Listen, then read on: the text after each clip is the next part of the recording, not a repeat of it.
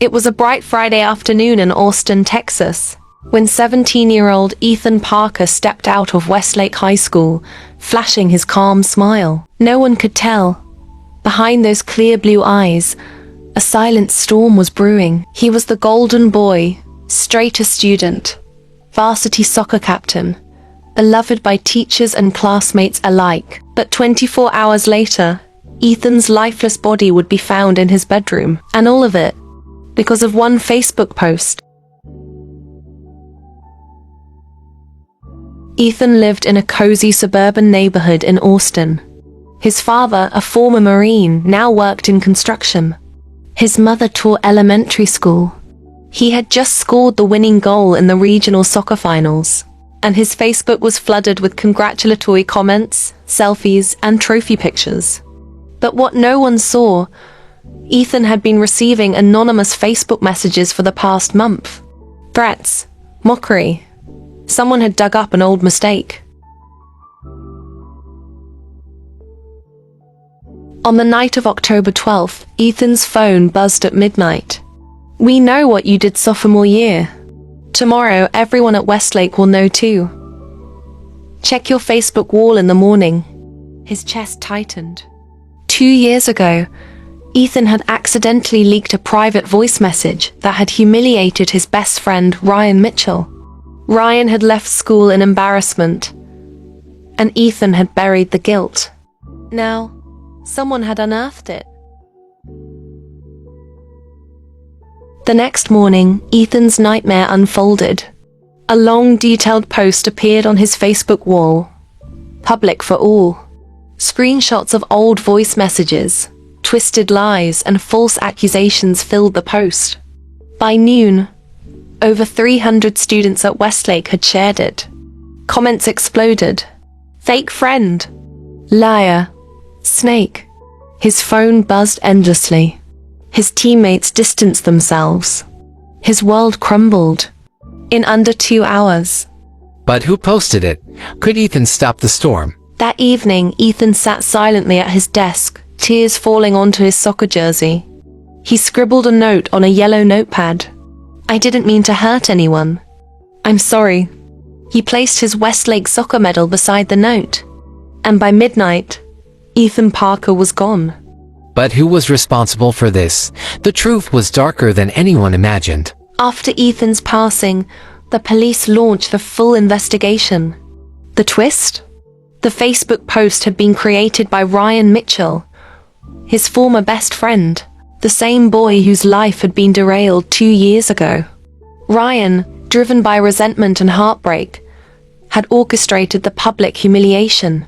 What happened to Ryan after the truth surfaced? Ryan was charged with cyber harassment and community service. Ethan's parents founded the Parker Foundation, dedicated to raising awareness about cyberbullying across Texas high schools. Today, Ethan's story is shared nationwide, reminding teens to think before they post.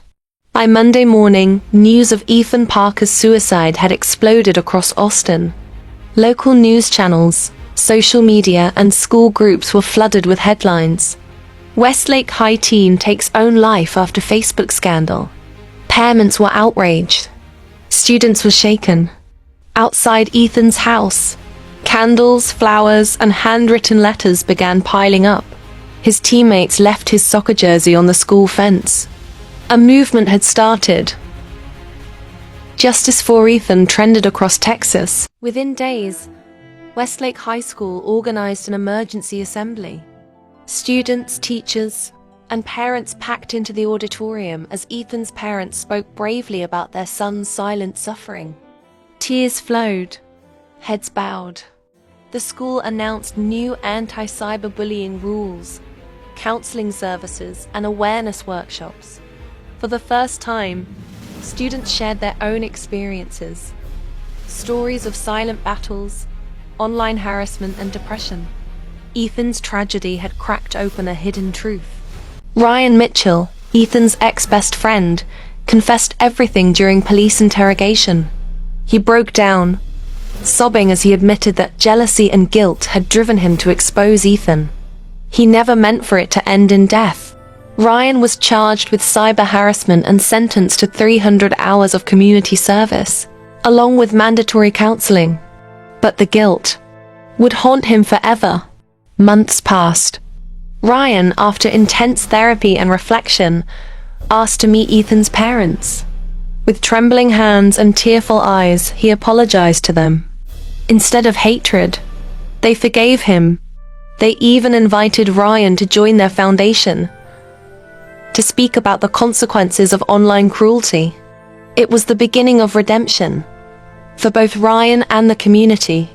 The Parker Foundation rapidly grew, spreading awareness across Texas and beyond. Ryan, alongside Ethan's parents, gave talks in schools, colleges, and community centers. Their motto? Think before you post. Words can kill or heal. Thousands of teens shared their struggles. New laws were proposed in Texas to protect students from online harassment. Ethan's death had sparked a revolution, and a message no one would forget. On the first anniversary of Ethan's passing, Westlake High held a memorial soccer match in his honor. Students, parents, and teachers filled the stadium wearing blue jerseys, Ethan's favorite color. As the final whistle blew, balloons soared into the sky, carrying handwritten notes. One note read, "You saved more lives than you'll ever know, Ethan."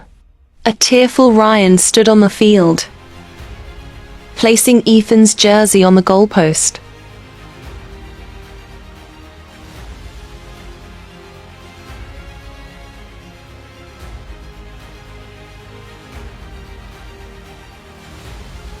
Ethan Parker's story became a national case study on cyberbullying awareness in the US. Laws were passed, schools adopted stricter digital safety programs, and teenagers across America carried one message in their hearts. Before you post, ask yourself, will this lift someone up or tear them down? Because sometimes one post is all it takes to end a life or save one. It had been exactly 12 months since Ethan Parker's memorial match. The Parker Foundation was thriving, spreading awareness across Texas schools. But in the quiet suburbs of Austin, another storm was silently building.